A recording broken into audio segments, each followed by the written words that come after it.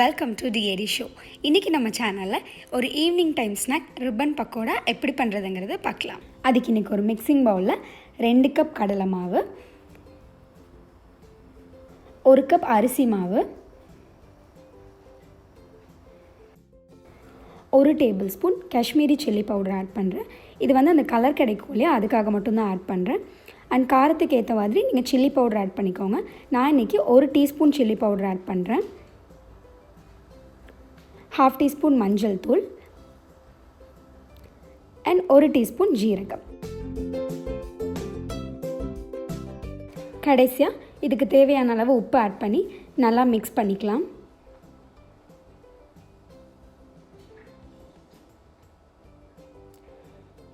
And 20 gram வெண்ணெய் add பண்ணுறேன். இது கிட்டத்தட்ட 2 டேபிள் ஸ்பூன் இருக்குது. வெண்ணெய் இல்லைன்னா நீங்கள் சூடான ஆயில் இருக்கும் இல்லையா, அது கூட ஆட் பண்ணிக்கலாம். இதெல்லாம் ஆட் பண்ணிவிட்டு கொஞ்சம் கொஞ்சமாக தண்ணி சேர்த்து நல்லா மிக்ஸ் பண்ணிக்கோங்க. நம்ம இடியாப்ப மாவு பிணைவோம் இல்லையா, அந்த கன்சிஸ்டன்சியில் இருக்கணும். மாவு நான் தயார் பண்ணியாச்சு. பார்த்திங்கன்னா இந்த அளவுக்கு பதமாக இருக்கணும்.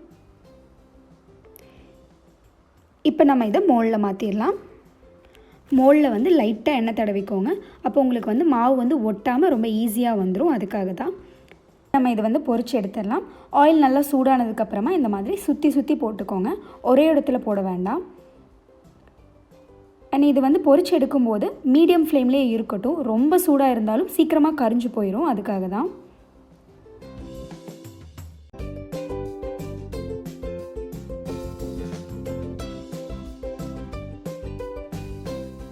இங்கே பார்த்தீங்கன்னா இந்த பபிள்ஸ் எல்லாமே கம்மியாகிற வரைக்கும் நம்ம ஒரு சைடு நல்லா வேக வைக்கணும். பபிள்ஸ் கம்மியாயிருச்சு அப்படின்னா அந்த சைடு வெந்துருச்சுன்னு அர்த்தம். அதுக்கப்புறமா நம்ம இதை திருப்பி போட்டு வேக வச்சிடலாம்.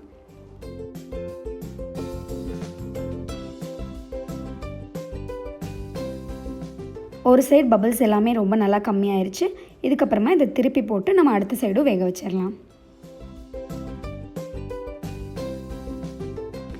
ஸ்கூல் டைமில் வெக்கேஷனுக்கு பாட்டி வீட்டுக்கெலாம் போகும்போது இது நிறைய பண்ணி வச்சுருப்பாங்க. அண்ட் இது காலியாகிறதே தெரியாது. அவ்வளோ குவிக்காக போயிடும். பிகாஸ் அவ்வளோ டேஸ்டியாக இருக்கும் இந்த ஸ்நாக். இப்போ 2 சைடுமே நம்மளுக்கு வெந்துருச்சு. ஸோ இதை நம்ம பிளேட்டுக்கு மாற்றிடலாம். இப்போ நம்ம மீதி இருக்க பேட்ச் எல்லாத்தையுமே பொரிச்சு எடுத்துடலாம்.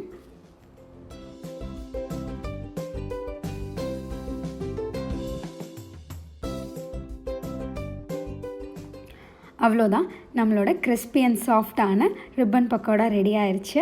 இதை உடச்சி பார்த்தாலே தெரியுது அவ்வளோ சாஃப்டாகவும் க்ரன்ச்சியாகவும் இருக்குது. ஸோ இது எல்லாத்தையுமே இந்த மாதிரி சின்ன சின்ன பீசஸாக போட்டு ஒரு பாக்ஸில் 1லேருந்து 2 வாரம் வரைக்கும் நல்லா வச்சுக்கலாம். அண்ட் இது குழந்தையிலேருந்து பெரியவங்க வரைக்கும் எல்லாத்துக்குமே ரொம்ப பிடிக்கும். அண்ட் நீங்களும் இதை வீட்டில் ட்ரை பண்ணி பாருங்கள். அண்ட் இந்த வீடியோ உங்களுக்கு பிடிச்சிருந்துச்சுன்னா டிஏடி ஷோக்கு சப்ஸ்கிரைப் பண்ணுங்கள். மறக்காமல் அந்த பெல் ஐக்கானையும் கிளிக் பண்ணிடுங்க. தேங்க்ஸ் ஃபார் வாட்சிங். பாய்.